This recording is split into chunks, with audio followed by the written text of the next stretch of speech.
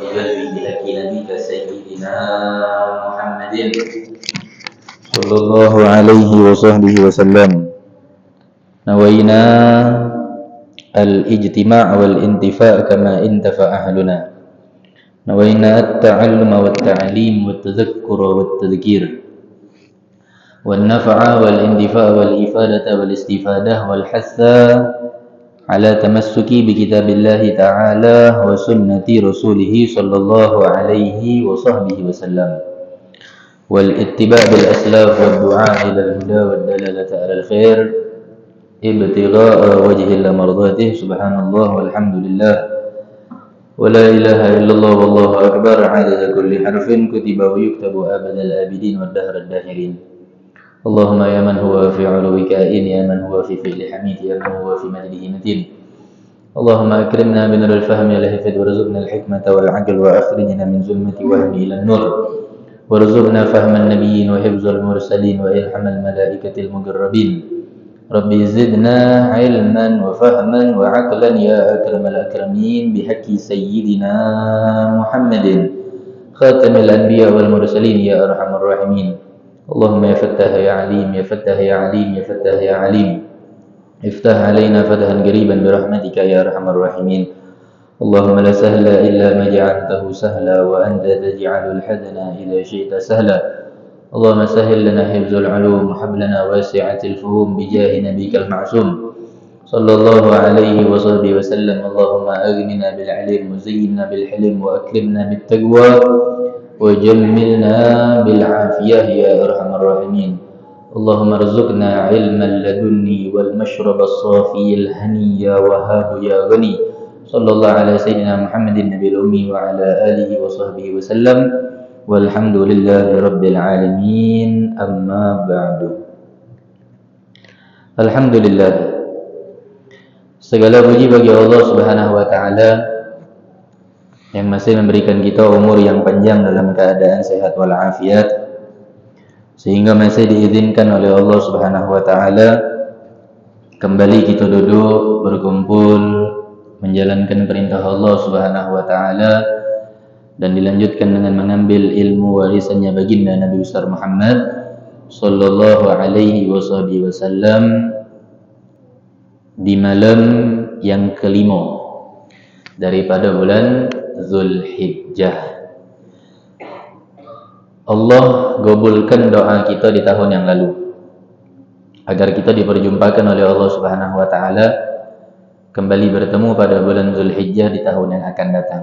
Dan alhamdulillah kita pada malam hari ini berada pada malam yang kelima daripada bulan Zulhijjah. Kita minta dengan doa yang sama seperti tiap tahun kita panjatkan, mudah-mudahan Allah berikan kita umur yang panjang dalam keadaan sehat walafiat, dalam keadaan taat kepada Allah Subhanahu wa taala, dan jauhi daripada perbuatan yang bisa mengundang murkanya Allah, hingga bisa kembali bertemu pada bulan Zulhijjah di tahun yang akan datang.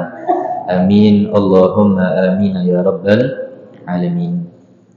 Maka oleh karena itu insyaallah pada malam hari ini pembahasan daripada Isra wal Mi'raj kita stop dulu karena kita ada di bulan Zulhijjah. Maka kita kembali memutola'ah, mengulang daripada pelajaran yang setiap tahun kita bahas ya, di dalam keutamaan-keutamaan yang ada di dalam setiap bulan di bulan-bulan Islam pada tahun Hijriyah.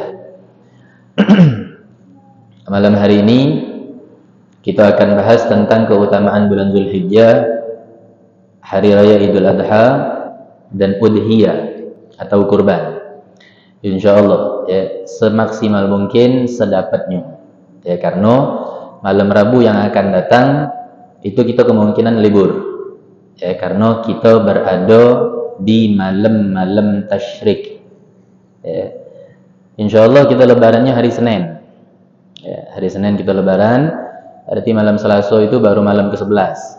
Malam Rabu malam ke-12. Jadi insyaallah kita akan ketemu kembali setelah daripada hari tasyrik. Jadi pada malam Rabu yang akan datang insyaallah. Al-Fajr lupa. Kirain pertemuan ini bakal ketemu si kok lagi. Tak tahunya pertemuan ini terakhir pada malam hari ini. Ya. Kirain Al-Fajr itu malam Rabu yang akan datang itu belum lebaran.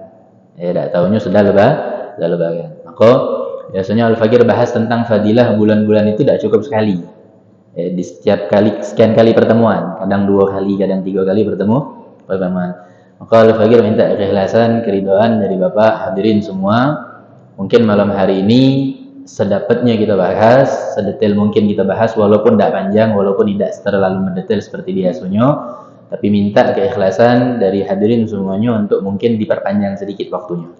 Dan Al-Fajr paham, semuanya antum tahu tentang masalah bukan kita mengulurkan waktu sholat, bukan kita tidak galak sholat di awal waktu, tapi antum sudah min ahlil majalis, daripada wong yang duduk di majalis ta'lim. Jadi insyaallah antum sudah paham juga luas dengan pemahaman kenapa waktu sholatnya itu agak kita tunda, tidak di awal waktu. Dan dikarenakan diantaranya juga adalah karena waktu isya itu panjang. Terus fadilah untuk menuntut ilmu itu harus tuntas. Jangan setengah-setengah. Jadi insyaallah Al-Fajr akan bahas malam hari ini dimulai dari ayat Al-Quran di dalam surah Al-Fajr. Allah Subhanahu wa taala berfirman, A'udzubillahi minasyaitonir rajim. Bismillahirrahmanirrahim. Wal fajri wa layalin 'ashrin wasyaf'i wal watr. Kata Allah Subhanahu wa taala di dalam surah Al-Fajr itu wal fajri. Waw di situ wawul gosam. Apa itu wawul gosam? Wawul gosam itu adalah salah satu huruf yang digunakan untuk memakai kalimat sumpah. Kata Allah Subhanahu wa taala wal fajri, demi waktu fajar. Kalau Allah Subhanahu wa taala sudah bersumpah dengan nama waktu, itu menunjukkan keagungan, menunjukkan kemuliaan daripada waktu fajar tersebut. Mak manuida saking kan dikhususkan, dimuliakan oleh Allah Subhanahu wa taala waktu fajar itu, sampai Allah Subhanahu wa taala berfirman kembali di dalam surah Al-Qur'an, di dalam ayat Al-Qur'an yang lain, aqimis salata liduluki syamsi ila ghasaqil lail wa qur'anal fajri inna qur'anal fajri kana mashhuda. Tentang keutamaan daripada salat fajar. Salat fajar di sini salat subuh. Ada tafsiran yang lain juga waktu fajar itu adalah salat fajar. Kenapa dimuliakan nama Allah Subhanahu wa taala, dikhususkan nama Allah Subhanahu wa taala? Karena waktu fajar itu benar-benar kita berperang dengan apa? Hawa nafsu. Pengennya waktu subuh itu tak galak bangun. Kalau istilah almarhum wal maghfur lah, Kiai Haji Ahmad Taufik Hasnuri, itu beliau ngomong kenapa? Kalau wong yang subuh itu tidak sholat, tidak bangun, dia bangunnya di waktu yang sudah keluar daripada waktu subuh, itu seakan-akan ketika muazzin mengucapkan kalimat hayya 'alas shalah, si yang tidak bangun tuh ngomong, apa ngomongnya? Lajulah. Hayya 'alas shalah. Dia yang tidur tadi seakan-akan kata sahabat firman dia ngomong apa? Lajulah. Karena kenapa? Saking kenikmatnya dia deh. Makanya yang utama ketingkatan daripada sholat 5 waktu itu adalah keutamaan yang paling besar itu pada sholat subuh. Apalagi kalau seandainya antum yang ada di sini, enggak?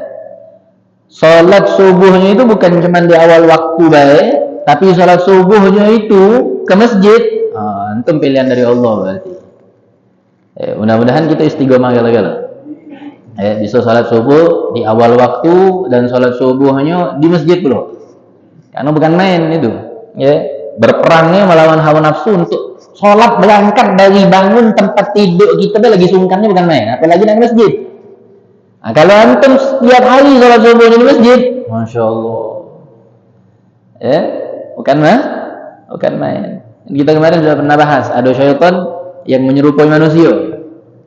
Waktu hadis yang bertemuan dengan waktu fajar, menyerupai manusia, saking kan wong itu bangun lagi terus untuk berusaha melaksanakan sholat subuhnya ke masjid. Akhirnya syaitan itu nyegak dewe.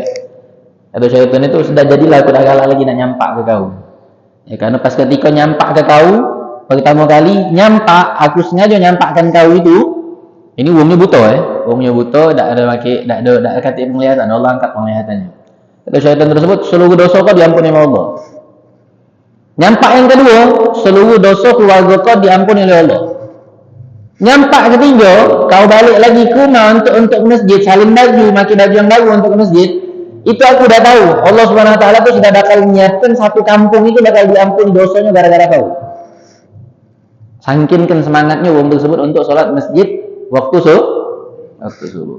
Itu wal fajar, demi waktu fajar. Walayalin ashar, dan demi walayalin ashar, dan 10 malam. Nah, di dalam tafsiran mufassirin, ulama tafsir itu sepakat. Walayalin ashar di sini adalah 10 malam pertama daripada bulan Zulhijjah. Kalau keberkahan Ramadan itu berada pada 10 malam terakhir. Ya, tapi kalau bulan Zulhijjah keberkahannya ada di 10 malam pertama. Bahkan di dalam hadis Rasulullah SAW itu bersabda, kata Nabi SAW, Syahrul Zulhijjah sayyidu ashhuril hurum. Ya. Bulan Zulhijjah itu adalah pemimpin daripada 4 bulan haram. Kita dah tahu kan 4 bulan haram itu 3 berengketan, 11, 12 sama 1. Zulqa'dah, Zulhijjah sama 1. 1 itu apa?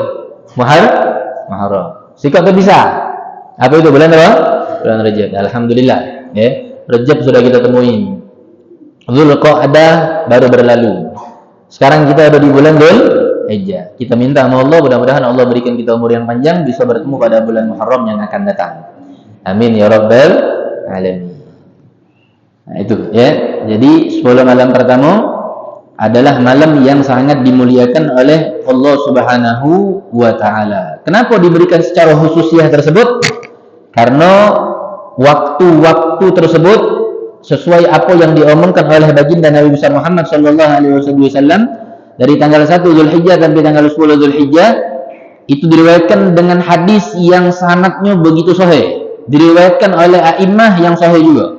Hadis ini diriwayatkan oleh Imam Bukhari, diriwayatkan oleh Imam Baihaqi, dan diriwayatkan oleh Imam Tabrani dari Abu Lais As-Samarqandi an Ibnu Abbas radhiyallahu anhuma. Dari Abu Lais As-Samarqandi dari Ibnu Abbas. Ibnu Abbas ini nama aslinya Abdullah.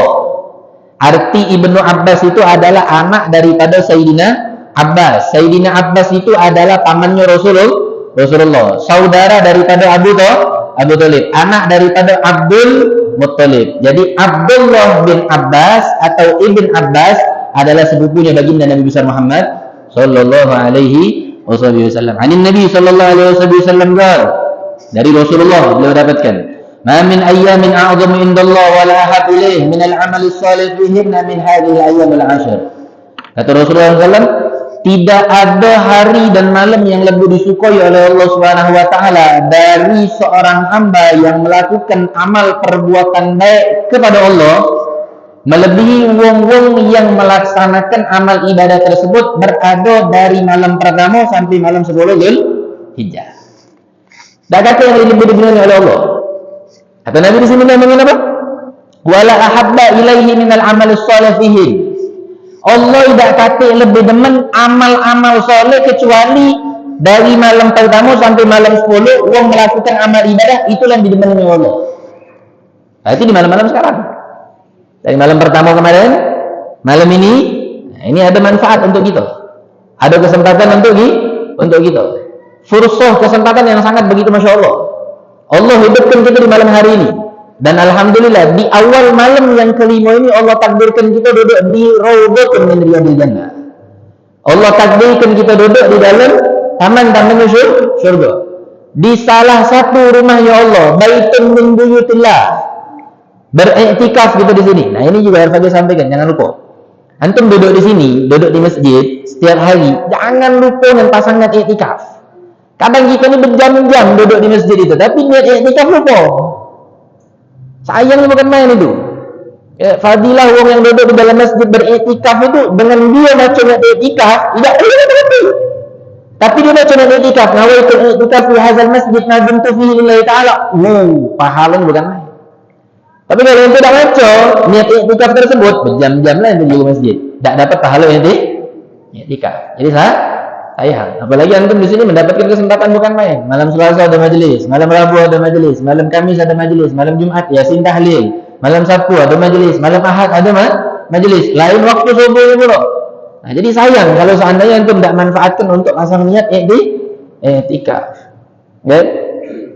Allah takdirkan kita untuk melakukan amal perbuatan yang insya Allah amal perbuatan ini diridhoi oleh Allah. Kata Nabi SAW, "Utlubul ilma minal mahdi ilal lahdi. Utlubul ilma walau bisin. Talabul ilmi faridatun ala kulli muslim." Terus tentang fadilah menuntut ilmu. Dan alhamdulillah di malam hari ini Allah berikan kita kesempatan. Balik ini jangan disia-sia tuh. Tasbih yang sudah berlapukan juga gobok buka. Quran yang sudah berdebu buka. Yasin yang tidak ada baca. Ya tidak ada nunggu malam Jumatnya namanya Yasin itu. Betapa perlunya orang yang ada di dalam kubur itu kiriman daripada fatihah-fatihahnya gitu. Apalagi umi abah gitu. Jangan lupa itu. Tak usah didengari omongan-omongan orang yang tak boleh baca Yasin, baca tahlil, segala macam itu tak usah didengari. Seakan-akan dia sudah mengetahui keadaan di alam barzah itu orang itu. Ngomongkan tak nyampe segala macam. Masya Allah. Terus kata Nabi SAW, "Fadalu." Sahabat bertanya. Setelah Nabi Muhammad mengomongkan tak ada amal yang paling didemani oleh Allah kecuali seorang hamba melakukan amal-amal baik dari malam pertama sampai malam 10 Dzulhijjah. Sahabat bertanya, "Fadalu, ya Rasulullah, wala jihadu fi sabilillah." Wahai Nabi, kata sahabat, apakah pahala jihad fi sabilillah itu tidak pacak mengungguli? Karena sahabat itu tahunya fadilah yang paling afdol, keutamaan yang paling besar yang itu mendapatkan pahala itu adalah pahala daripada jihad fi sabilillah. Itu sahabat tercengang. Tidak, ketika Nabi Muhammad menyampaikan hadis tersebut. Apa jawaban Rasulullah? Fadala, kata Nabi SAW, walal jihadu fi sabilillah. Walaupun jihad fi sabilillah tetap masih unggullah wong yang mendapatkan pahala dengan menggunakan tanggal 1 sampai tanggal 10 untuk beribadah kepada Allah. Antum nak jihad tak baca sekarang ini. Nak jihad sesungguhnya itu tak baca. Kecuali antum datang ke Palestina sekarang ini yang kita sudah tahu, Masya Allah, perkembangan di Palestina itu bukan main hebatnya. Keadaan sekarang ini. Nah, itu mungkin. Tapi kalau untuk sekarang tak kata. Apalagi yang galak dia budak-budak main lagi yang muda-muda di depan sini. Ngok pedang, ngok kapak, segala macam itu. Andai kalau dia ngomong jihad, emak nih ngomong jihad. Bukan jihad itu, konyol itu namanya. Sama muslim, sama dulu dewe. Kalau nak berangkat Palestina. Nak memang jihad. Kalau pula kita baca berjihad, sesep turun pesawat lah tembak orang oleh nuklir. Keadaannya sekarang. Mudah-mudahan Allah selamatkan segera kota Palestina dan Allah berikan kemenangan. Kata Rasulullah SAW apa? Illa rajulun, kecuali seseorang yang keluar kharaja bi nafsihi, dia keluar dengan segenap jiwa raganya, wa malihi, dan semua hartanya, falam yarji min dzalika bi syai'in, dan dia tidak balik. Semua apa yang dia lawan tersebut habis. Maka kata Nabi, wong yang seperti itu maka dia bisa menyamui, tapi tidak pacak mengungguli, kata Rasulullah. Jadi masyaallah hadirin, kalau antum sudah tahu fadilahnya ini, jangan sia-siakan lagi. Ada 4 malam lagi nih tinggal. 5 malam sama malam Idul Adha. Manfaatkan benar-benar malam ini. Setidaknya jangan sampai kita tinggal di 5 malam ini sholat subuh berjamaah dengan sholat isya berjamaah. Sesuai apa yang diomongkan oleh Nabi Muhammad Sallallahu Alaihi Wasallam. Siapa pun yang sholat isya secara berjamaah dan sholat subuhnya secara berjamaah, maka dia sudah menghidupkan satu malam penuh. Kalau seandainya antum sudah rutinan sholat isya berjamaah, sholat subuhnya berjamaah, ya tinggal tambahin wirid-wirid yang lain. Kata Nabi SAW, di dalam bulan Dzulhijjah itu dianjurkan. Nah, ini lanjutan hadisnya. Kata Nabi, fa'aktsiru fihi tahlil wat tasbih wat tahmid wat takbir. Kata Nabi SAW, perbanyak untuk kita ini mengucapkan kalimat tasbih, kalimat tahlil, kalimat tahmid, kalimat takbir yang disimpulkan dalam sikok kalimat.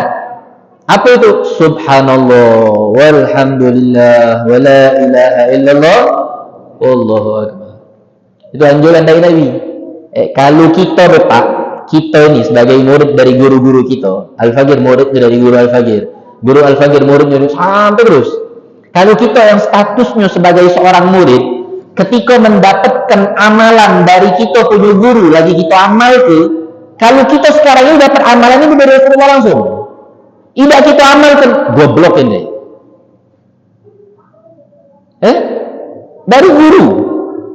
Dari guru kita, oh bukan main, tahan kita ngelai sejadah, tahan kita mati ke lampu untuk khusyuk, tahan kita dah galak diganggu mesen sama anak bini, dah boleh ganggu waktu ini.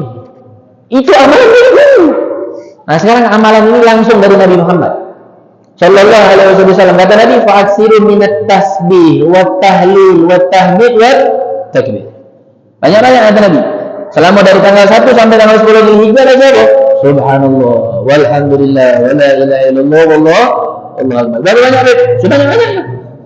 Tidak kata ikatan huruf, tidak kata ikatan jumlah. Ya, jadi sebanyak-banyak. Kapan waktunya? Bebas. Ya, kapan pun ente nak melakukannya. Karena kenapa? Kata Nabi SAW, Allah Subhanahu Wa Taala akan melipatkan pahala yang sangat begitu dahsyat dari tanggal 1 Dzulhijjah sampai tanggal 10 Dzulhijjah. Kata Nabi SAW, Allah Subhanahu Wa Taala akan melipat gandakan pahala wong yang melakukan ibadah dari tanggal 1 sampai tanggal 10 itu sebanyak 1000 kali lipat. Jadi kalau sekarang ente sholat sunnah dari ba'diyah maghrib, cuma dapat pahala kok. Tapi ente sholat sunnah ba'diyah maghrib barusan, ini adanya di dalam malam yang kelima daripada bulan Dzulhijjah. Ente dapat pahala 1000 kali lipat.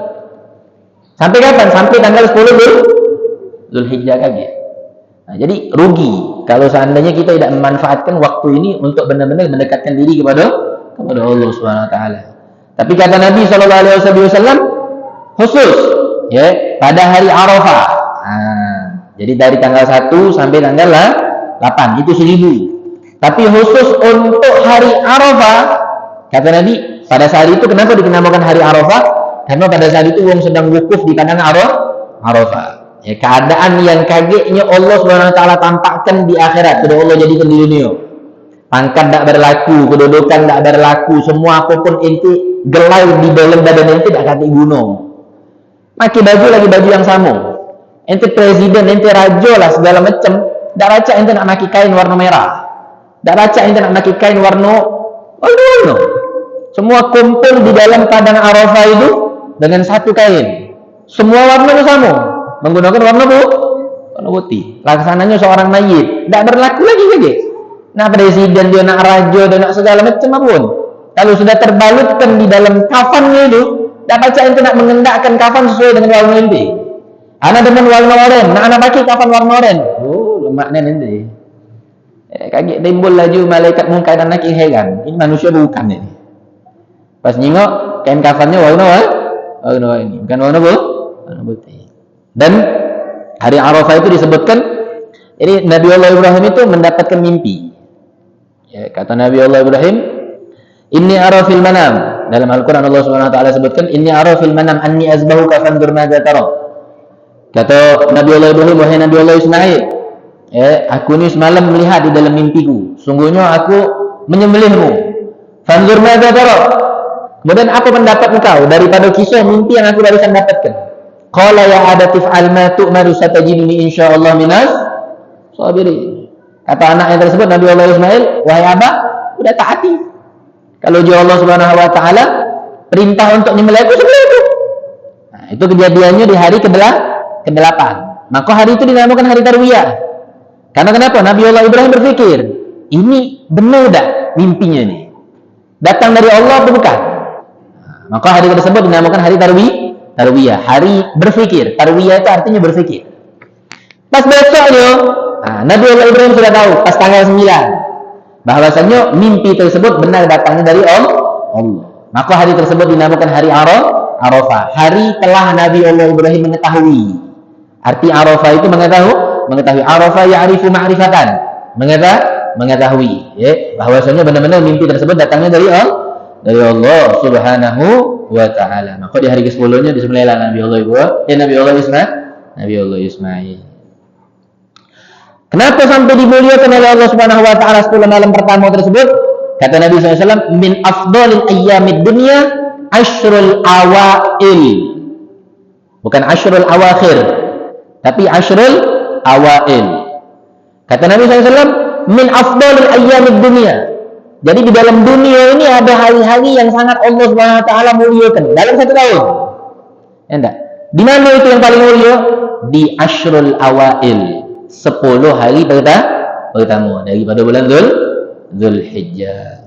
Sampai Nabi SAW bersabda di dalam sebuah hadis beliau yang beliau ngomongkan, an-nagiyam lailah min layalil ashr. Siapa wong yang bangun menghidupkan daripada 10 malam pertama daripada bulan Dzulhijjah, ta'dilu qiyam lailatul qadar. Maka dia akan mendapatkan pahala seperti pahala wong yang menghidupkan malam Lailatul Qadar. Nah, ini kita napati malam Lailatul Qadar itu tak tahu Saro napatinya. Tak keciren, tak katik. Alamatnya mana ada.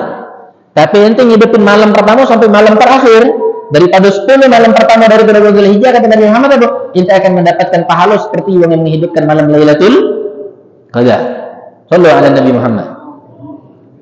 Wasiyam yom min ayyamil ashir ya'dilu bisiyami sanah. Kata Nabi SAW, dianjurkan kita ini memperbanyak puasa dari tanggal 1 sampai tanggal 9. Hari ke-10 tak usah puasa.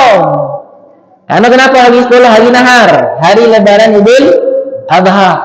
Bib, tanggung bib lah 9. Nak anak genep ke jadi 10, tak usah nak ketakoan. Wong nak lagi 9 sampai cukup 9, ente nak 10 nak puasa pula. Wong makan kambing, goreng kambing, masak gulai, nanggang sate di hari ke-10. Ya, wong bagi-bagi korban, hano sini berkorban, masjid ini berkorban, masjid itu berkorban. Anak tahunnya 2 tahun, 3 tahun yang lalu anak hot dari sini. Itu sapinya belamburan. Masya Allah. Ya, cuman ingat, tadi kita bahas, hati-hati ya. Hati-hati. Panitia kalau tidak izin terlebih dahulu kepada wong yang punya daging korban, tak boleh hukumnya ambil. Ini dia tidak, bijinya hilang dokunan, buntutnya hilang. Pas bijinya datang mamang sebelah itu yang ngimpil. Hati-hati itu. Panjang lagi itu bahasanya tentang masalah korban. Nah, kata Nabi SAW apa? Dari hari pertama sampai hari 9 disunahkan untuk puasa. Kesempatan buat antum galau-galau yang meninggalkan puasa wajib, dan khususnya istri dan anak perempuan antum yang banyak daripada bayaran kodok daripada puasa Ramadan. Ini kesempatan, ada 9 lagi. Nah, cuman Al-Fagir tekankan kembali, ketika ente nak niat daripada kodoknya Ramadan, itu tidak baca niatnya sama seperti niat puasa sunnah. Ya, harus diniatkan dari malam. Kalau puasa sunnah, baca ente niatkan. Besok misal contoh, belum makan subuh, belum minum, belum ada hal-hal yang membatalkan puasa. Ente bangun jam 9. Ya enggak? Pengen puasa. Baca ada niat puasa? Baca. Tapi kalau ente tambah dengan niat kodok, tak dapat. Ya, karena niat kodok itu harus diniatkan dari sebelum tulu'ul fajar. Terbitnya waktu fajar. Sama seperti ketika kita masang niat di bulan Ramadan. Kalau versi itulah. Ya. Nah, cuman di hari ke-10 itu kita disunnahkan, bahkan dianjurkan untuk melaksanakan sholat Idul Adha, jangan makan dulu. Kalau istilah wong Palembang itu ngomongnya kenyang burung. Kenyang burung. Jadi habis sholat subuh jangan makan. Tapi tidak boleh diniatkan puasa, haram. Jadi niatnya mana? Niatnya sudah menjalankan sunnah untuk tidak makan terlebih dahulu sebelum melaksanakan sholat Idul Adha. Mungkin antum sudah kebiasaan juga dari dulu, karena ini bukan kebiasaan baru. Dari habib-habib kita, nenek-nenek kita dulu udah ngelakukan ini, masya Allah. Nah, ternyata hadis itu sahih. Nabi nganjurkan untuk tidak makan terlebih dahulu. Tapi cuman sampai waktu sholat Idul Adha Habis salat Idul Adha, selesai makan. Cuman itulah tadi, anak ingatkan jangan nak bertakoan. Ay tanggung, nak lanjut lagi lemah puasa ni. Itu buat mazhab dewe. Kata itu, istilah macam itu dah kan? Dah kata, awali dengan makan kurma. Awali dengan makan kurma dulu. Pas ketika bukanya. Nah itu daripada fadilah untuk kita berpuasa sunnah. Kata Nabi SAW, wasiyamu yawm min ayyamil ashr ya'dilu bi siyamis sana. Wong yang berpuasa satu hari di dalam tanggal 1 sampai tanggal 9 Zulhijjah, maka dia akan mendapatkan pahala seperti wong yang berpuasa satu tahun. Satu hari satu hari setahun. Jadi kalau ente puasanya sebanyak 9 kali, berarti mendapatkan pahala seperti pahala puasa 9 tahun. Sallu ala Nabi Muhammad. Lakukan. Ada kesempatan 4 hari lagi. Mulai malam ini, subuh lagi nih. Tanggal 5, 6, 7, 8 sampai 9. Tapi jangan 10 tak boleh puasa. Masya Allah. Cuman untuk puasa sehari kita mendapatkan pahala seperti orang yang beribadah puasa selama satu tahun. Nah, kemarin Al-Fakir sudah sampaikan juga sempat tentang kata Nabi SAW, man shamal khamis wal jumu'ata was sabta min syahril haram kataballahu lahu ibadah sab'ah mi'atah amin. Kata Nabi SAW, siapa wong yang berpuasa di hari Kamis, Jumat dan Sabtu di dalam bulan haram, berarti Dzulqa'dah, Dzulhijjah, Muharram sama Rajab, maka dia akan mendapatkan pahala seperti yang beribadah selama 700 tahun. Tapi ingat bukan cuma ente mbak seminggu dalam sebulan itu ada 4 minggu, berarti ente mbak 4 kali. Paham Bukan cuma sekali. Nah, sekarang kita ketemu di bulan Dzulhijjah. Nah, besok hari Kamis, besok lusa. Habisnya Jumat, habisnya Sabtu. Bukan cuma seminggu itu tapi minggu yang akan datang pun puasa seperti itu lagi. Selama 4 bulan, maka ente akan mendapatkan pahala seperti yang beribadah sebanyak 700 tahun. Masya Allah. Hari Arafah. Nah, kemarin tadi sudah kita bahas tentang dari tanggal 1 sampai tanggal 9. Nah, ini khusus di hari Arafah. Kata Nabi SAW, jadi jangan sampai tidak puasa. Kalau tidak baca dari tanggal 1 sampai tanggal 9, ambil 9-nya jadilah. Atau ambil dari 8, dari Tarwiyah. Dari Tarwiyah sampai Arafah. Kata Nabi, siyam yaumi Arafah. Puasa pada hari Arafah, inni ahtasibu 'ala Allah an yukaffira sanatal lati qablahu was sanatal lati ba'dahu. Rawahu Muslim. Kata Nabi, siapa wong yang berpuasa di hari Arafah, maka Nabi Muhammad SAW minta sama Allah Subhanahu Wa Taala untuk diampuni dosanya itu setahun yang lalu dan setahun yang akan datang. Nah, mufassirin hadis, mereka orang ahli tafsir hadis mengomongkan 1 tahun yang lalu itu ialah tahun lalu. 1 tahun yang akan datang itu, nah ini beda tafsiran. Ada yang ngomongkan tahun yang akan datang itu memang tahun yang akan datang. Ada yang ngomongkan tahun yang akan datang itu ya tahun ini. Tahun sekarang kita hidup sampai habis tahun ini. Nah, itu diomongkan tahun yang akan datang. Dua penafsiran. Kata Nabi SAW di dalam hadis beliau yang lain, ma min yaumin aktsaru min an yu'tiqallahu fihi 'abdan minan nar min yaumi Arafah.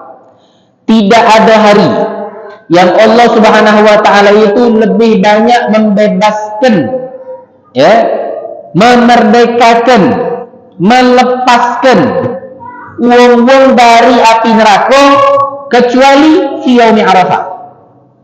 Kecuali pada hari Arafah. Banyaknya itu Allah bebaskan. Banyaknya itu Allah merdekakan wong-wong yang dikeluarkan oleh Allah Subhanahu wa taala dari api neraka. Wa innahu la yadnu. Kemudian Allah Subhanahu wa taala mendekati hamba tersebut yang sudah dibebaskan tadi. Summa yubahi bihumul malaika. Kemudian Allah Subhanahu wa taala membanggakan wong-wong tersebut yang Allah Subhanahu wa taala bebaskan di hari itu. Fayaqulu, di hadapan malaikat, dibanggakan itu di hadapan malaikat. Fayaqulu, kemudian Allah Subhanahu wa taala berkata kepada mereka orang, ma arada haula, apa yang diinginkan oleh mereka aku akan kabulkan. Nah, berarti hari Arafah itu adalah hari mustajabud da'wah. Allah kabulkan kita punya doa. Apalagi di sore hari Arafah. Nah ini jangan penyakit kambuh. Ingat ya, Anda ingatkan, ini penyakit yang tiap tahun kambuh. Kebanyakan. Baru nongol bulan kemarin, hari pertama daripada Zulhijjah udah ada yang bertanya, Beb, ngapo kita nih beda tanggalnya dengan tanggal wong yang sekarang ini sedang melaksanakan ibadah haji di Mekah, yang wong sedang melaksanakan ibadah yang lainnya di sana. Kita malam ini baru masuk tanggal 5, mereka orang sudah tanggal 6. Berarti beb kaget kita wukufnya juga tidak bersamaan dengan wukufnya wong yang di hari Arafah. Lebarannya juga kita tidak bersamaan dengan wong yang lebaran di hari Arafah. Lebaran di Idul Adha pada saat yang melaksanakan ibadah haji di kota Mekah. Lantas yang mana beb? Kita melok di wong sana, apa melok di wong sini? Ente hidup di negara mana? Jawabannya, ente hidup di belahan negara manapun, negara ente melaksanakan lebaran di hari apa, ente milih. Melaksanakan wukufnya di hari apa, ente milih. Kalau ente hidup di Indonesia, baik itu tanggal sekarang ini tanggal 5, ya itu bisa tanggal 5. Udah tanggal 5. Kalau ente pengen nak meloi sama persis wong yang melaksanakan wukuf di hari Arafah yang sama pada saat itu dilaksanakan di Mekah, tinggal di Mekah ente. Jangan tinggal di Indonesia. Ente nak lebaran yang sama seperti orang lebaran di kota Mekah pada saat itu lagi. Baik orang lebaran di hari Mekah di Mekah itu hari apa? Hari Ahad. Kita hari Senin. Kalau ente nak melok lebaran hari Ahad, jangan tinggal di Indonesia. Jangan ente tinggal di Palembang. Kalau dunia ni bulat terbitnya matahari itu berbeda-beda. Masuknya waktu salat lagi beda. Apalagi kita nak ngomongkan orang yang ada di Mekah sana itu. 4 jam bedanya orang sana dengan orang kita. Jadi rasa meninggal. Ini penyakit tiap tahun kamu. Berarti sudah beb kita melok orang Mekah beb. Inilah kalau tak ada belajar gini namanya. Kita wukufnya berarti hari Jumaat beb. Hari Sabtu. Hari Jumaat. Enggak hari Sabtu je. Kalau orang sana wukufnya hari Sabtu, karena di hari Ahad sudah lebaran. Berarti kita melok wukufnya wukuf di sana beb. Ya tinggal di sana, tidak usah ditinggal Palembang. Tidak usah tinggal di Demang. Balik nanti tinggal di sana. Itu ilmu itu. Terus kata Nabi SAW, apa yang diinginkan oleh mereka akan aku kabulkan. Ishhadu ya malaikati, saksikanlah wahai seluruh para malaikatku. Anni qad ghafartu lahum. Sesungguhnya aku benar-benar telah mengampuni semua dosa mereka. Berarti hari Arafah itu Allah Subhanahu wa taala obral ampunan. Mintalah doa sebanyak mungkin pengampunan kepada Allah Subhanahu wa taala. Dan alhamdulillah kita di Palembang ini dilaksanakan terus setiap tahun. Ya, hari Arafah itu kita kumpul asatidzah satu Palembang di Masjid Darul Muttaqin. Kita baca zikir-zikir di hari Arafah, meniru seperti amaliyah wong yang melakukan di wukuf padang Arafah. Ada kesempatan hadirin. Kata Nabi Muhammad SAW, afdalud du'a atau khairud du'a yaumil Arafah. Paling afdalnya doa dan paling bagusnya wong yang nak berdoa itu adalah doa yang terletak pada hari Arafah. Kata Nabi, wa afdalu ma qultuhu ana wan nabiyyuna min qabli la ilaha illallah. Paling afdalnya zikir, paling afdalnya wirid, paling afdalnya ucapan, paling afdalnya doa yang aku ucapkan wan nabiyyuna min qabli, dan nabi-nabi sebelumku adalah ucapan kalimat la ilaha illallah. Masuk ke dalam pembahasan daripada salat Idul Adha. Salat Idul Adha. Salat Idul Adha itu lebih afdal daripada salat Idul Fitri. Salat Idul Adha itu lebih afdal daripada salat Idul Fitri. Karena yang diperintahkan oleh Allah Subhanahu wa taala kepada Nabi Muhammad SAW di dalam Al-Qur'an, apa kata Nabi? Fasalli li rabbika wanhar. Fasalli li rabbika wanhar. Kata Allah Subhanahu wa taala, wahai Muhammad, salatlah engkau. Salat di situ apa? Hari raya Idul Fitri, hari raya Idul Adha. Wanhar, dan setelahnya udhiyah. Sembelihlah hewan kurban. Nah, itu untuk salat Idul Adha. Jadi jangan sampai ditinggalkan, walaupun salatnya itu sunnah ya. Salat Idul Fitri, salat Idul Adha itu sunnah, tapi jangan ditinggalkan. Kalau ada wong yang punya statement, sudahlah itu sholat sunnah juga untuk apa. Hati-hati. Kalau wong yang galak ngeremehkan sunnah, hati-hati. Waliyadzubillah min dzalik ya. Sholat Idul Adha, ajak anak bininya keluar ke rumah, ya, kecuali anak istri yang perempuan, ya, itu tidak dianjurkan untuk mereka orang sholat di luar daripada rumah, karena sekujur tubuhnya itu adalah aurat. Apalagi kalau seandainya dia keluar, maaf, ya, belayes, bermake up, berlipstick dan lain sebagainya. Ya udah, lebih afdal dia sholat di rumah. Ya, yang metu itu nenek-nenek, yang tua-tua. Kakek-kakek yang tua-tua, nenek-nenek tua-tua genta itu betul lah. Tapi kalau budak-budak gadis, bini-bini kita usah metu, sholatnya di rumah baik. Afdalnya sholat di rumah. Ya, sholat Idul Fitri, sholat Idul Adha itu untuk perempuan bukan di masjid, ya, bukan di luar, bukan di tempat yang ramai, tapi di rumah. Karena sekujur tubuhnya itu adalah aurat. Amin. Azan. اللهم رب هذه الدعوة التامة والصلاة القائمة آتي سيدنا محمد الوسيلة والفضيلة والشرف والدرجة العالية الرفيعة وبعث المقام المحمود الذي وعدت إنك لا تخلف الميعاد. ربي اغفر لي ولوالدي، ربي اغفر لي ولوالدي، ربي اغفر لي ولوالدي، ربي اغفر لي ولوالدي، ربي اغفر لي ولوالدي وارحمهما كما ربياني صغيرا. صلى الله على سيدنا محمد النبي الأمي وعلى آله وصحبه وسلم والحمد لله رب العالمين.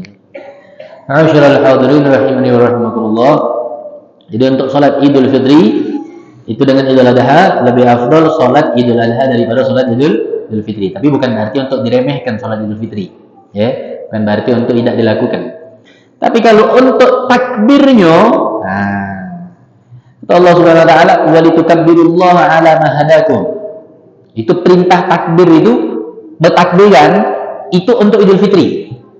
Bukan untuk Idul Adha. Loh, kan Idul Adha justru takbirnya lebih panjang. Harusnya kan takbir itu lebih afdal daripada takbir Idul Fitri. Ente jangan jadi Bani Israel. Itu sudah sunnatullah. Ta'budi itu namanya. Ente harus taat dan patuh. Itu sudah hukum Allah. Kalau kita nak berpikir, panjangnya itu lebih panjang takbir Idul Adha daripada takbir Idul Fitri. 4 hari 4 malam itu boleh takbir Idul Adha itu. Tapi kalau Idul Fitri 4 jam cuma. Enak. Lagi cuma datangnya waktu maghrib di malam lebaran Idul Fitri sampai imam takbir untuk sholat Id. Habisnya dari takbir. Tapi kalau takbir Idul Adha, ini kita masuk dalam pembagian takbir. Takbir itu terbagi menjadi 2. Untuk Idul Adha, bukan Idul Fitri ya. Untuk Idul Adha. Yang pertama, dinamakan takbir itu dengan takbir muqayyad. Takbir yang terikat dengan waktu. Selain daripada keterikatannya dengan waktu, tidak boleh dilakukan. Waktu di sini yakni waktu sholat. Waktu selesai sholat. Itu kapan dimulainya? Dari subuh hari Arafah. Dari subuh hari Arafah. Jadi kalau ente di sini Palembang, lebarannya hari Senin, berarti hari Arafahnya adalah hari Ahad. Subuh hari Ahad, imam siapapun yang imamnya dah harus saja jadi habis sholat subuh takbiran. Ini perintah. Ya enggak? Kata Nabi SAW itu dalam hadisnya, zayyinu a'yadakum bitakbir. Hiasi hari lebaran kalian itu dengan banyak-banyak bertakbir. Nah, tapi cuma terikatnya habis sholat tidak cuma habis sholat wajib, habis sholat sunnah. Bahkan kata Nabi SAW, kalau seandainya di hari itu ada jenazah yang kalian sholatkan, habis sholat takbiran. Walaupun sholat jenazah. Jenazah. Sampai kapan? Sampai hari terakhir daripada hari Tasyrik. Tanggal 13. Berarti kalau lebarannya hari Senin, Selasa 11, 12-nya Rebu, Kemisnya 13. Berarti Kemis sore. Kemis habis asar. Maghribnya malam Jumat, dah boleh lagi takbiran. Karena sudah masuk malam 14. Itu takbirannya cuma terikat di waktu. Ya, terikat dengan waktu. Itu takbir yang pertama. Takbir yang kedua dinamakan dengan takbir mursal atau takbir mutlak. Kapan waktunya dimanapun terserah. Kapan itu mulainya? Mulainya dari datangnya waktu maghrib pada hari Arafah. Berarti malam takbir kan? Malam Senin. Nah, habis sholat maghrib itu takbir, habis sholat nak takbir, habis wirid nak takbir, balik ke rumah dari masjid nak takbir, nak ke rumah kawan takbir, naik pucuk motor takbir, jaga mobil takbir, ngawak beduk masjid Baitur Rahman naik pucuk mobil pickup takbir, keliling. Karena Nabi yang pindah, zayyinu a'yadakum bitakbir, hiasi lebaran kalian itu dengan banyak-banyak macam takbir. Nah ini takbir mursal. Namanya takbir mursal atau takbir mutlak. Takbir yang tidak terikat dengan waktu. Sampai kapan? Sampai imam takbiratul ihram ketika sholat hari raya Idul Adha. Habisnya takbir lagi. Imam sudah assalamualaikum warahmatullahi wabarakatuh. Assalamualaikum warahmatullahi wabarakatuh. Kembali kepada takbir muqayyad tadi. Nah, jadi kaget imam nak maca Fatihah, nak maca wirid, nak maca doa, kaget bikin. Imam yang sholat kaget waktu sholat Idul Adha, peganglah dia mik, baca lagi takbir kita. Karena kenapa? Kembali lagi waktu takbirnya itu dengan takbir yang muqayyad. Takbir yang diikat dengan waktu. Ya, jadi tidak harus nanti masjid, di rumah kamu habis sholat takbir. Habis sholat duha takbir, habis sholat witir takbir terus pokoknya. Ya, setiap habis sholat sampai hari terakhir daripada hari tasyrik, hari 13 sampai Selasa. Terus disunahkan mandi hari raya. Nah, ini jangan lupa karena kaget malam yang akan datang kita dah bertemu. Malam Rebo yang akan datang lagi baru bertemu. Habis sebaran nasi minggu, daging juga habis segala-gala sudah. Ada lagi daging sudah. Baru ketemu. Jadi jangan lupa. Sunnahnya di hari raya Idul Fitri atau Idul Adha mandi sunnah. Niatnya apa dia? Saya niat mandi sunnah di hari raya Idul Adha. Jangan lupa Nah, itu juga boleh diniatkan mandi itu kalau seandainya takut terkaca-kaca, bangunnya itu cepat atau sholat idnya cepat, maka boleh mandinya itu dari malamnya. Nah, kalau ente biasa bangun jam 1, jam 2, atau ente galak dia mulai sholat tahajud, mandilah. Niatkan langsung untuk niat mandi sunnah hari raya Idul Adha. Betina, yang beliau lagi dalam keadaan halangan, mandi juga. Disunahkan untuk mandi, ambil fadilah keutamaan hari tersebut. Walaupun dalam keadaan berhadas, mandi. Dianjurkan untuk mandi. Nah, sekarang masuk di dalam pembahasan udhiyah, kurban. Yang harus antum fahami, ini cuma sikok. Yang harus antum fahami dan dengan detail, itu cuma sikok. Hukum berkurban itu tidak ada satupun ulama yang ngomongkan wajib.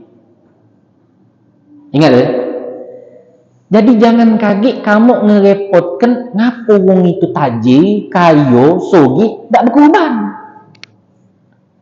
Jangan direpotkan. Ini yang harus kamu pahami. Jadi urusan kurban itu tidak usah nak dipanjang lebar ke. Karena hukumnya itu tidak wajib. Hukumnya itu terbagi menjadi 3. 1, sunnah kifayah. Sunnah kifayah. Satu keluarga. Ketika satu wong di keluarga itu berkurban, maka yang lain lepas daripada sunnahnya kurban. Ingat bukan wajibnya kurban. Sunnahnya kurban. Yang pertama, sunnah kifayah. Yang kedua, sunnah ain muakkadah, tetap masih sunnah. Sunnah ain muakkadah, sunnah yang ditekankan terhadap individu masing-masing suku. Tapi ada syaratnya 3. Pertama, syaratnya harus muslim. Muslim. Yang kedua, mukallaf, balik dan berakal. Jadi tidak disunnahkan untuk budak kecil ataupun wong gila berkurban. Paham Tak kata itu ceritanya. Apalagi kalau seandainya makai harta dari kedua ini. Harta budak kecil dengan harta orang gila ni. Yang tak kata akal tadi. Maka hukum kurbannya jadi tak sah. Dia punya anak. Harta anak tu ada. Dia bersunat. Yang belum balik. Dia bersunat, ada. Dia dapat THR, ada. Itu harta dia tu. Tak boleh digunakan untuk kurban. Maka kurbannya tadi tak sah. Atau yang gila, kaya raya, ente ambil hartanya. Ente kurbankan atas nama dia. Kalau dia gila, maka harta dia. Boleh tak? Tak boleh. Faham Kalau tidak sah, tak boleh. Syarat yang kedua ini setelah Muslim adalah mukallaf. Mukallaf itu balik dan berakal. Jadi tak bagus untuk budak kecil. Lah, nanti juga hukumnya bukan wajib, sunnah. Kenapa nak ente tekan dia? Apa lagi mereka harta dia? Kecuali menjadi sahnya kedua orang ini ketika mereka harta ente sebagai orang tua. Baru sah kurbannya. Faham Kalau untuk mendidik. Ngajar budak kecil dari sekarang untuk biasa berkurban. Biar kaget dia berkurban, boleh. Tak apa-apa. Tapi jangan gunakan harta dia. Pakai harta ente. Pakai harta abangnya. Pakai harta umiknya. Kurban kan atas nama dia. Atau orang gila tadi. Itu. Faham Yang ketiga, mampu. Mampu di sini ente harus faham. Mampu di sini bukan ente jengok dari kayunya dia punya mobil 4, motornya 9, hartanya mengalir di mana-mana, bedengnya berteget. Bukan itu. Yang diomongkan mampu di sini adalah 4 hari Jumat. Dari hari ke-10, 11, 12, 13. Ada dia duit lebih, maka dia omong ke mampu. Kita tak tahu Pak, mungkin harta wong itu banyak, tapi kalau seandainya dia punya utang, afdal mana? Afdal bayar utang atau berkurban? Kita tak tahu kan keadaan orang yang kayu itu, apakah memang dia tak kata keluar kurbannya itu memang dia mungkin nak bayar utang dia, nak bayar tunggaan dia dan lain sebagainya. Makanya kita ni harus bersihkan hati, jangan seuzon sama Allah. Dia tu kayu, mandai dan kurban, harta dia tu melek. Harta dia melek. Cuma kalau lepas 4 hari ni tak kata harta, maka tak disunahkan dia untuk berkurban. Faham Yang ketiga, baru hukum kurban itu menjadi wajib. Kapan? 1, kalau dinazari. 2, kalau ditakyin. Ini nazar. Nazar. Kalau dinazari. Dan jangan lupa, jatuhnya nazar itu pacak jadi nazar kalau dikaitkan dengan hal yang sunnah. Baru jadi nazar. Dan nazar itu harus diucapkan di dalam hati dan diutarakan. Tidak cukup cuma ente utarakan, tapi dalam hati tidak kata ucapan. Tidak jadi nazar. Paham Itu. Yang kedua ta'yin, menentukan hewan kurban. Hati ni kalau nak kurban lagi, kita keluar dari rumah, ketemu dengan Pak Tejo, ditanya sama Pak Tejo, Beb Syakir nak ke mana? Anak ngomong nak ke depan beli kurban, maka hukum kurban itu jadi wajib dan ente tidak boleh makan beserta keluarga ente, tidak boleh makan yang menanggung daripada ente, karena tak boleh saya. Padahal ucapan ini hati-hati sedikit, singkat, tapi bisa menjadikan hukum daripada kurban tersebut adalah menjadi huruf kurban yang wajib, dan ente tidak boleh makan daripada hasil kurban tersebut. Keluarga yang ente tanggung daripada nafkahnya tidak boleh makan. Jadi sama mana kalau Pak Tejo nanya anak harus jawab. Saya kira nak mana? Nak ke depan beli kurban, beli hewan kurban, beli sunnah kurban. Cuma ditambahi sunnah kurban. Kalau ente tidak pakai sunnah, cuma nak beli kurban maka kurban itu jadi wajib. Tapi ketika ente tambahin dengan nak beli hewan sunnah kurban, maka ente boleh makannya. Dan hukum sunnah dan hukum kurban itu tetap menjadi sunnah. Paham Yang pacak di kurban itu cuma 3, onta, sapi sama kambing. Sebelum itu dah baca. Ini ingat Ada beberapa catatan yang harus kita pahami. 7 wong berkorban. 7 wong berkorban. Dengan 7 kambing itu lebih afdol daripada wong yang bersokongan 7 ikut beli sikok sapi. 7 wong beli 7 kambing. Lebih afdol daripada 7 ekor wong bersokongan beli sikok sapi. 1. 2. 7 kambing dari sikok wong. 7 kambing dari sikok wong. Itu lebih afdol daripada sikok sapi dari sikok wong. Paham ya? 7 kambing dari sikok wong dengan sikok sapi dari sikok wong, masih afdol 7 ekor kambing dari sikok wong. Terus wong yang berkorban dengan sikok kambing lebih afdol daripada dia melok sokongan untuk beli sikok sapi. Jadi tetap masih afdolnya mana? Kambing. Masih kan? Kambing. Dagingnya banyak sapi daripada kambing. Kambing dikit, sapi dagingnya banyak. Masya Allah, bukan main belamburan. Udah, itu tak budi sudah ini. Ini sudah syariat. Nah, ini yang harus ente permasalahkan. Bukan wong nak berkorban atau tidak. Masuk ke dalam pembagian umur hewan korban. Nah, ini yang penting. Kalau seandainya hewan kurban ini tidak mencukupi syarat, tak sah korbannya. Ini yang baru ente ribut ke. Ini baru ente permasalahkan dengan orang yang jualan-jualan yang ada sekarang ini. Perhatikan. Onto itu umurnya harus 5 tahun. Masuk 6. 5 tahun masuk 6. Itu onto. Tapi kalau Blembang sampai detik ini dari zaman dulu sampai lagi belum ketemu onto. Ini kalau seandainya ada onto, tiba-tiba nawang di depan Demang sini jualan onto.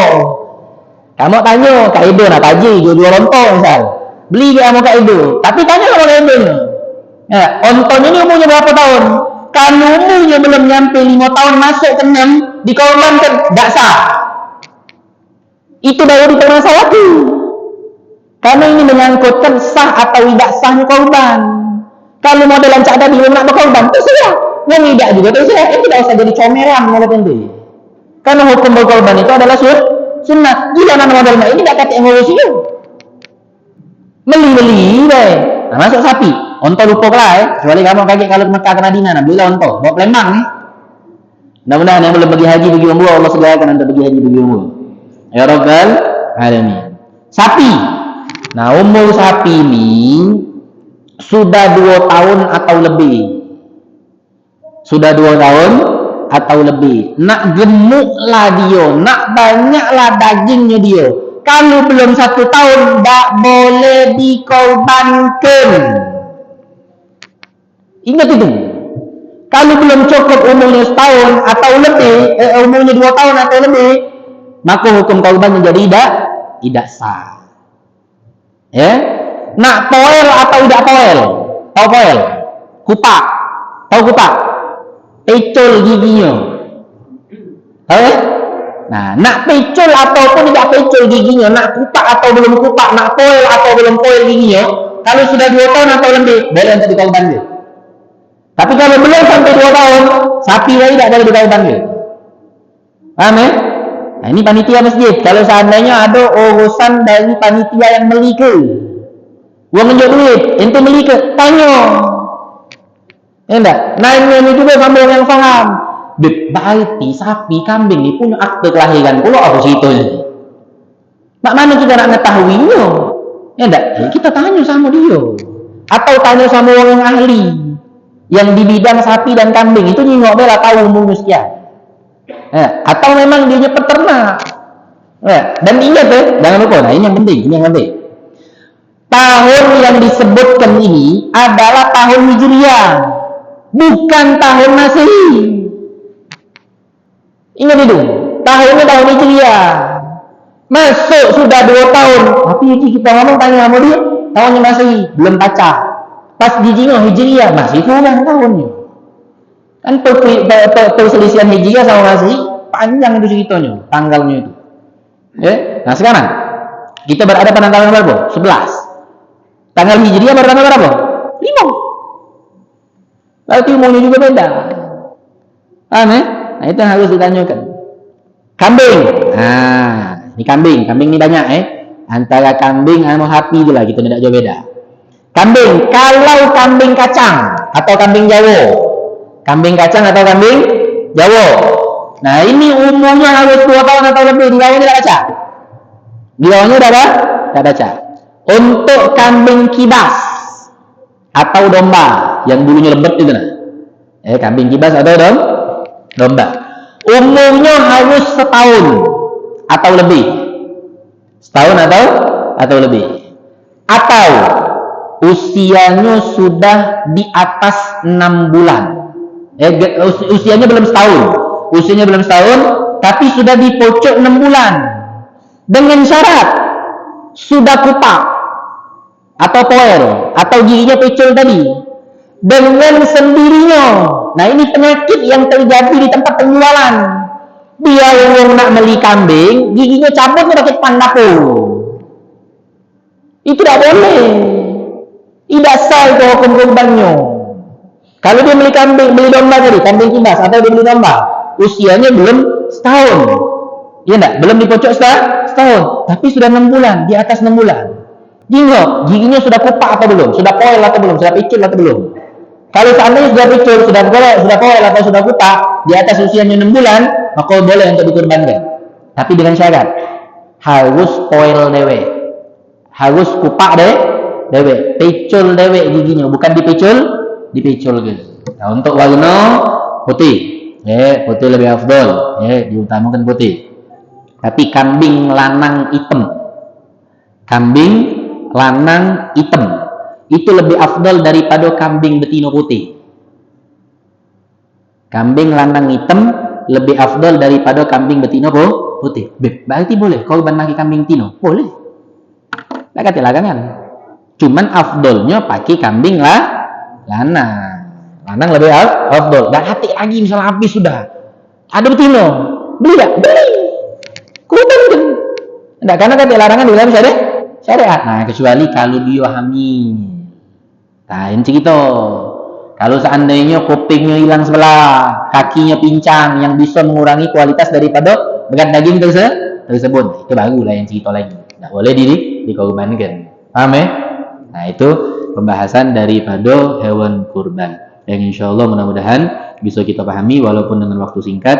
Insya Allah menjadi barokah, menjadi ilmu yang bermanfaat buat kita galo-galo dan buat untuk seluruh keluarga kita dan untuk uang luas di luar sana. Insya Allah mendapatkan fadilah dan pahala daripada keutamaan yang terdapat daripada 10 hari pertama daripada bulan Zulhijjah. Dan kita minta kepada Allah Subhanahu Wa Taala agar seluruh dosa-dosa kita diampunkan oleh Allah, hajat-hajat kita dikabulkan oleh Allah, yang sakit di antara kita maupun yang sakit di antara keluarga kita segera diberikan kesembuhan oleh Allah Subhanahu Wa Taala. Problem permasalahan hidup yang sedang kita hadapi diberikan jalan keluar oleh Allah Subhanahu Wa Taala, dan kita minta kepada Allah agar diberikan umur yang panjang dalam keadaan sehat walafiat, dalam keadaan taat kepada Allah Subhanahu Wa Taala hingga bisa berjumpa pada hari Tasyrik, hari Tarwiyah, hari Arafah dan hari raya Idul Adha yang akan datang. Serta Allah panjangkan umur kita kembali sehingga bisa bertemu pada bulan Zulhijjah di tahun yang akan datang. Amin Allahumma amin ya rabbal alamin. Allahumma hdina bihudaka waj'alna mimman yusarru fi ridhaka wa la tuwallina waliyan siwak wa la taj'alna mimman khalafa amraka wa ansabu hasbunallahu wa ni'mal wakil wa la hawla wa la quwwata illa billahil aliyyil azim. Allahumma ya muhawwil al-ahwal hawwil halana wal muslimin ila hasanil hal hakim wa la dilal bi haqi haula ar-rijal. Allahumma ij'al jam'ana hadza jam'an marhuma wa tafarrudana min ba'dihi tafarrudan ma'suma ولا تجعل فينا ولا حوالينا شقيا مطرودا ومحروما برحمتك يا ارحم الراحمين. اللهم يا مجمل لا تحمل ان من عادتك الجمال جمل الدنيا والاخرى خليها تعبر سهلا. اللهم بحق الفاتحه وسر الفاتحه وبعظمه الفاتحه وببركه الفاتحه وبحق كل من قرأ الفاتحه. اللهم يا من قرأ الفاتحه اجعلنا من امه الصالحه وامورنا ناجحه وتجارتنا الرابحه. صلى الله على سيدنا محمد النبي الأمي وعلى آله وصحبه وسلم والحمد لله رب العالمين. والسلام عليكم ورحمة الله وبركاته.